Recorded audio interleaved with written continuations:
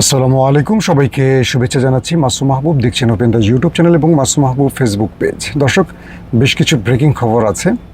মার্কিন যুক্তরাষ্ট্রের কলিজায় হাত দিয়ে বসলো কি এবার ইরান? আমেরিকা পুরো কেঁপে উঠেছে এমন এক ঘটনায়। আমেরিকার E-3 সেন্ট্রি এভাস বিমানটি হঠাৎ নিখোঁজ, কোথায় গেছে? দ্বিতীয়, ইমরান খানের কাছে আবার আসিম মনিরের পরাজয় হয়েছে। আসিম মনির তার সর্বশক্তি আবার ইমরান খানের বিরুদ্ধে ব্যবহার করছে। একদিকে হয় আসিফ মনির ধ্বংস হবে অথবা ইমরান খান শেষ হবে। শেষ পর্যন্ত কার পরাজয় হবে? 3 নম্বর, মার্কিন যুক্তরাষ্ট্র ইরানের বিরুদ্ধে রেজিম চেঞ্জের আরেকটা খেলা খেলেছে এবং সেই খেলায় আবারও হেরে গেছে মার্কিন প্রেসিডেন্ট ডোনাল্ড ট্রাম্প। ইরান কিভাবে ট্রাম্পকে আবারও পরাজিত করলো, একটা অসাধারণ তথ্য আছে আজকে আপনাদের জন্য নতুন। হয়তোবা ইতিমধ্যে কোনো গণমাধ্যমে সেই খবরগুলো আপনারা পাননি। দর্শক, প্রথমে আসি পাকিস্তানের খবরে। পাকিস্তানের ইমরান খান, তাকে দীর্ঘদিন জেলে আটকে রাখা হয়েছে। অর্থাৎ এই আগস্ট মাসে 2023 আগস্টেই ইমরানকে জেলে নেওয়া হয়েছে এবং সব ফেক মামলায়, এবং একটার পর একটা মামলা আদালতে জামিন হওয়ার পর নতুন করে মামলা, এভাবে প্রায় ডবল 200 মামলার মতো ইমরানের বিরুদ্ধে হয়েছে। কারণ তাকে আটকে রাখার জন্য একটা মামলা কার্যতালিকায় আসে, আদালত জামিন দিলে আরেকটা করে, ঠিক এভাবে। তো বলা হচ্ছে এই সময়টাতে, অর্থাৎ পাকিস্তানের ইতিহাসে সবচেয়ে নির্লজ্জ টাইম পার করছে পাকিস্তানের এস্টাবলিশমেন্ট এবং সরকার। কিভাবে সেটা? অর্থাৎ পাকিস্তান বরাবরই গণতান্ত্রিক রাষ্ট্রের পরিচয় দিলেও এটা সবসময় চলে একটা ফ্যাসিস্ট রেজিম বা স্বৈরাচার সামরিক বাহিনীর আন্ডারে। ক্ষমতায় আমরা দেখতে পাচ্ছি বসে আছে পিপলস পার্টি এবং নওয়াজ শরীফ। যদিও প্রধানমন্ত্রী চেয়ারে আছে নওয়াজ শরীফ, প্রধানমন্ত্রী চেয়ারে আছে নওয়াজের ভাই শাহবাজ শরীফ, অর্থাৎ মুসলিম লীগ নুন। আর প্রেসিডেন্টের চেয়ারে আছে পিপলস পার্টি, অর্থাৎ আসিফ আলী জারদারি। তো সেনাবাহিনী এই দুই শত্রুকে পাকিস্তানের ইতিহাসে বাংলাদেশের মতো, যেমন আওয়ামী লীগ বিএনপি চির প্রতিদ্বন্দ্বী, তাদেরকে কখনো একসঙ্গে দেখবেন না। যখনই দেখবেন যে জামাত ইসলাম বা এনসিপি কখনো ক্ষমতার মসনদে বসে যাচ্ছে, সম্ভাবনা বেশি, তখন দেখবেন এই দুটো এক হয়ে যেতে পারে। যেমন এইবার নির্বাচনী অনেক রকম তথ্য বাজারে এসছিল যে জামাত ইসলাম ক্ষমতা চলে আসতে যাচ্ছে, জামাত ইসলামের বিজয়ের সম্ভাবনা বেশি, এরকম অনেক তথ্য আমরা পেয়েছিলাম। তখন বিএনপির অনেক নেতা বলে ফেলেছিলেন জামাত ঠেকাতে প্রয়োজনে আমরা আওয়ামী লীগের সাথে মিলে যাব। অর্থাৎ 15-16 বছর যেই আওয়ামী লীগ বিএনপির উপর অত্যাচার করেছে সব ভুলে বিএনপি আওয়ামী লীগের সাথে মিলবে, তার এক সময় বা প্রায় দীর্ঘ 25 বছরের মিত্র বন্ধু জামাতের এগেনস্টে যাওয়ার জন্য। মানে জামাত জিতে গেলে সেটাকে ঠেকানোর জন্য আওয়ামী লীগ বিএনপি এক হবে। এটা হলো বাংলাদেশের রাজনীতি। ঠিক কপিটা এখন পাকিস্তানে কি হলো? পাকিস্তানে যেটা ঘটলো সেটা হলো ইমরানকে ঠেকানোর জন্য মুসলিম লীগ এবং পিপলস পার্টি এক হয়ে গেছে, এবং মুত্তাহিদা কওমি মুভমেন্ট সহ আরও যে দলগুলো আছে, PDM, প্রায় 14-15টা দল এক হয়েছে শুধু এক ইমরানকে ঠেকাতে। তারপরও পারেনি। ইমরান খান সেই নির্বাচনে একাই প্রায় 2 শতাধিক আসন পেয়েছে, যেখানে 160টির মতো পেলেই পাকিস্তানের ক্ষমতায় বসা যায়। তো সেই ইমরান খানের বিজয় আটকাবার জন্য সব দল এক হয়ে জিততে পারেনি, কিন্তু শেষ পর্যন্ত সেনাবাহিনীকে ব্যবহার করে সেই বিজয়টা ছিনিয়ে নিল বর্তমান শাসকরা। শেষ পর্যন্ত যে বিষয়টি ঘটেছে সেটা হলো ইমরানকে জেলে আটকে রাখা হয়েছে সেনাবাহিনীর ক্ষমতা ব্যবহার করে। কারণ জনগণ যদি সেনাবাহিনীর সাপোর্ট না দেয়, ইমরান খানের যে সাপোর্টাররা আছে প্রায় 80% পাকিস্তানের জনগণ এখন ইমরান খানের সাপোর্টার, এরা এই সরকারকে উড়িয়ে দেবে। তাই তারা বাধ্য হয়ে সেনাবাহিনীর সহযোগিতা নিয়েছে। আর আসিফ মনির এই পুরোপুরি ইমরানের বিরুদ্ধে একেবারে দাঁড়িয়ে গেছে, পুরোপুরি। যতটা না শাহবাজ শরীফ, যতটা না আসিফ আলী জারদারি বা বেলাওয়াল ভুট্টো, তার চেয়ে বড় শত্রু এখন হয়ে গেছে মিস্টার আসিম মনির ইমরান খানের বিরুদ্ধে। তো সর্বশেষ যেটি হলো, পাকিস্তানের সুপ্রিম কোর্টের বিচারিক প্যানেল শিফা ইন্টারন্যাশনাল হাসপাতালে চিকিৎসা নির্দেশ দিয়েছেন, এবং সেপ্টেম্বরের 16 তারিখ পর্যন্ত। এবং বলা হয়েছে ইমরান খানের ব্যক্তিগত চিকিৎসক, ইমরান খানের বোন এবং ইমরান খানের দলীয় বা আইনজীবী যারা, তারা দেখা করতে পারবেন। প্রতিদিন তারা সেখানে থাকবেন, খোঁজখবর নেবেন। কিন্তু এই 16 সেপ্টেম্বর পর্যন্ত ইমরান খানকে বাহিরে রাখার, মানে আদিয়ালা জেলের বাইরে রাখার সাহস করেনি আসিফ মনির সরকার।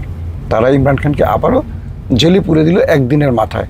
এবং তারা একটা মানে আদালত যে নির্দেশ দিয়েছিল একটা মেডিকেল বোর্ড গঠনের, প্রাইভেট মেডিকেলের বা শিফা মেডিকেল থেকে যে বিশেষজ্ঞ ডাক্তাররা, এই নির্দেশটা সুপ্রিম কোর্ট দেওয়ার পর আসিফ মনির সরকার সেটা মানে নাই। তারা নিজেদের একটা সাজানো গুছানো আওয়ামী লীগ ক্যাঙ্গারু কোর্টের মতো একটা বিচারিক প্যানেল তৈরি করে তারা বলে ইমরান খান ফুল ফিট, ওকে, একদিনের মধ্যেই ইমরান খানকে আবার আডিয়ালা পাঠিয়ে দিল। এই একদিন পুরো পাকিস্তান হেলে পড়েছিল ইমরান খানের দিকে। মূলত সেনাবাহিনী দুটো বিপদে আছে। এক, তাদের বিপদ নাম্বার 1, ইমরান খান যদি মারা যায় পুরো পাকিস্তান অস্থিতিশীল হয়ে পড়বে। পুরো রাওয়ালপিন্ডি বলি, পাকিস্তান সেনাবাহিনী বলি, তাদের মানে যে সেনাবাহিনীর কোর কমান্ডাররা আছেন বা সেনাবাহিনীর যে বিভিন্ন জায়গায় কার্যালয়গুলো আছে বা তাদের যে ব্যাঙ্গলগুলো আছে, এগুলো একটা থাকবে না, এটা তারা জানে। আর যদি ইমরান খানকে বের করা হয় তাহলে আসিফ মনির শেষ হয়ে যাবে, আসিফ মনিরের খেলা শেষ। আসিফ মনির এখন উভয় সংকটে আছেন। এক, ইমরানকে জামিন দিতে পারছেন না, কারণ ইমরান জামিন পেয়ে গেলে পুরো পাকিস্তান তার দিকে হেলে পড়বে, তার জন্য কঠিন, তার খেলা শেষ হয়ে যাবে। ইমরানকে যদি মেরে ফেলা হয় জেলখানায় পরিকল্পিতভাবে, পুরো জাতির মধ্যে যে ক্ষোভ তৈরি হবে, পুরো পাকিস্তান কয়েক টুকরো হয়ে যাবে, এটা আসিফ মনির মোকাবেলা করতে পারবে না, কনফার্ম। তো এখন এই বিপদে আছে। এদিকে উচ্চ আদালত ইমরান খানকে যেই নির্দেশনা দিল, এটা নিয়ে ইমরানের আইনজীবীরা আবার আদালতে যাবে, কারণ উচ্চ আদালতের নির্দেশ অমান্য করে সরকার যে কাজটি করছে, এটার জন্য সরকারকে অনেক বড় চাপে ফেলতে পারে আইনজীবীরা অথবা পাকিস্তানের উচ্চ আদালত। আশা করা যাচ্ছে একটা ভালো রেজাল্ট আসতে যাচ্ছে পাকিস্তানের পিটিআইয়ের জন্য বা ইমরান খানের মুক্তির ব্যাপারে, এটি আমরা মোটামুটি বলতে পারি। যারা ইমরান ভক্তরা আছে তাদের জন্য হয়তো ভালো কোনো খবর সামনের দিকে আসবে।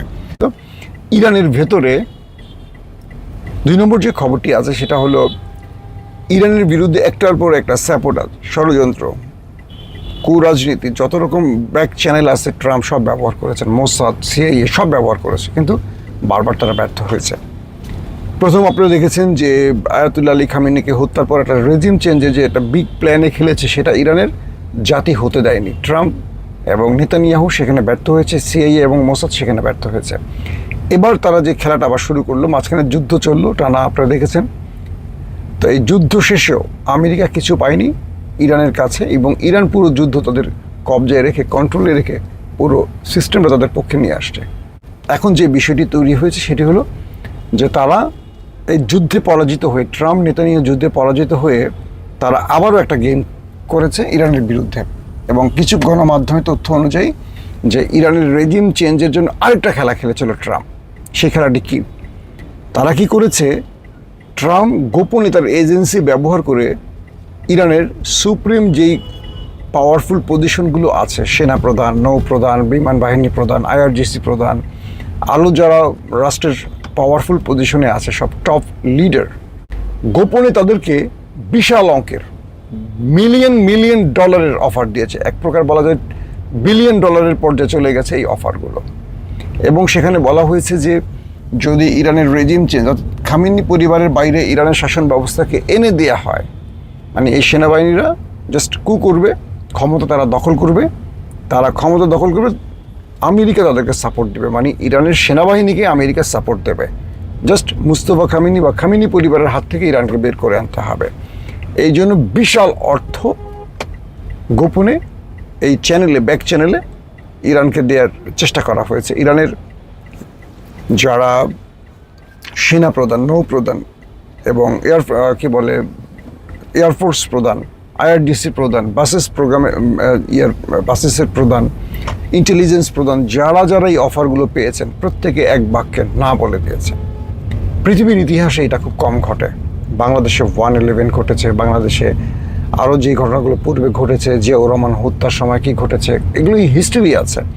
ইভেন ভারতের মতো জায়গায় ইন্দিরা গান্ধীর মৃত্যু হয়েছে, বিভিন্ন মানে বড় রাষ্ট্রের নেপথ্যে খেলা ছিল। তো এখান থেকে তারেক রহমানকে একটা জিনিস শিখতে হবে যে তেলবাজ লোকের চেয়ে বিশ্বস্ত লোকের প্রয়োজন কতটা বেশি। বিলিয়ন ডলারের অফার পেয়েছে যারা ইরানের সেই সুপ্রিম হাই অফিসিয়ালরা, যে অফারটা পেয়েছে, এই অফারের দুটো জিনিস ছিল। এক, তারা আজীবন ইরানের ক্ষমতা ধরে রাখবে, খামেনি পরিবার শেষ, তারপর ওই ব্যক্তিরা যেমন আব্দুল ফাত্তাহ আল সিসি, মিশরের সেনাপ্রধান থেকে ক্ষমতা দখলকারী, এবং পাকিস্তানের আসিফ মনির ক্ষমতা দখলকারী, এখন যে বিষয়টি তৈরি হয়েছে সেটি কি, যে ইরান সাফ আমেরিকার এই প্রস্তাবগুলোকে না করে দিয়েছে। এত বিশাল অঙ্কের টাকার, একদিকে তারা বিশাল অঙ্কের টাকা, সারা জীবন তাদের 14 গোষ্ঠী না 28 গোষ্ঠী ঘরে বসে খেতে পারবে, এত বিশাল অফার। পাশাপাশি ইরানের রাষ্ট্র ক্ষমতা তাদের পক্ষে চলে আসবে, আমেরিকার সমর্থন থাকবে, বিশ্ব পরিমণ্ডলে ইরানকে একটা কি বলবো, যে নতুন সফেদ পোশাকে নামিয়ে দেওয়া হবে, একদম ক্লিন পানিতে ধুয়ে ইরানের বিরুদ্ধে যে অভিযোগ সব মুছে দেওয়া হবে, ইরানকে অনেক অনেক কিছু দেওয়া হবে, ইরানের অর্থনীতি, ইরানের সমাজনীতি, রাজনীতি সব বিশ্ব রাজনীতির মধ্যে ঢুকে যেতে পারবে ইরান, যেখানে এক ঘরে সেই এক ঘরের জায়গা থেকে বেরিয়ে আসবে, এরকম একটা ব্যাপার। কিন্তু ইন্টারেস্টিং ব্যাপার কি দেখবেন, ইরান এই অফারগুলো নেয়নি। তারা সব জানিয়ে দিয়েছে যে নো, ইরান যে সিস্টেমে আছে সেই সিস্টেমে চলবে। যে জাতিতে এরকম সেনা প্রধান আছে, যে জাতির মধ্যে এরকম নৌ প্রধান, এয়ারফোর্স প্রধান বা এমন IRGC প্রধান আছে, সেই জাতিকে আসলে পরাজিত করা যাবে না। ট্রাম্প একটা কথা বলেছেন, ইরানি জাতিকে কেনা যায় না, এবং ইরানি জাতি এমন এক জাতি যা বলে তার বাইরে তারা যায় না। এটা নিয়ে ট্রাম্প সবচেয়ে বিপদে, কারণ ট্রাম্প প্রতিটা মুসলিম দেশের লোভ দেখিয়ে তার আকামগুলি করেন। সেটা বাংলাদেশ বলি, পাকিস্তান বলি, প্রতিবেশী যেই দেশগুলোতে যা হয়েছে। এর আগে তুরস্কে একটা চেষ্টা হয়েছিল, এর আগে এরকম তুরস্কেও হয়েছিল, আপনারা জানেন যে এরদোয়ানের বিরুদ্ধে একটা সামরিক কূ হয়েছিল, কিন্তু সেখানে ইরানের জনগণ রাজপথে নেমে সেটাকে ব্যর্থ করেছে, সেনাবাহিনী করেনি। হ্যাঁ, সেনাবাহিনীর একটা গ্রুপ ছিল, কিন্তু তারা নীরব ছিল। কিন্তু এবার যেটা ইরানে ঘটছে সেটা আমি মনে করি বিশাল একটা ব্যাপার। ইরানের সেনাবাহিনী এত বড় অফার পেয়েও সেই অফারটাকে একেবারে ছুঁড়ে ফেলে দিল, আমেরিকাকে ব্যর্থ করলো, এটা আমেরিকাকে আরেকবার হতাশ করলো। আসেন তারপরের তৃতীয় যে গুরুত্বপূর্ণ খবর, সেটা হলো মার্কিন যুক্তরাষ্ট্রের একটা ভয়ঙ্কর যুদ্ধ বিমান, যেটাকে বলা হয় আকাশের একটা কি বলবো হেডকোয়ার্টার, অর্থাৎ যুদ্ধের জন্য যে রাডার সিস্টেম বা সব কিছু এটা আকাশে ভাসমান থাকে একটা কন্ট্রোলিং টাওয়ারের মাধ্যমে, এবং এটা দিয়ে প্রায় 400-500 কিলোমিটারের মধ্যে সকল রাডারকে তারা কন্ট্রোল করতে পারে, সকল সিস্টেমকে তারা এখান থেকে মানে তাদের রাডার সিস্টেমের মধ্যে আনতে পারে।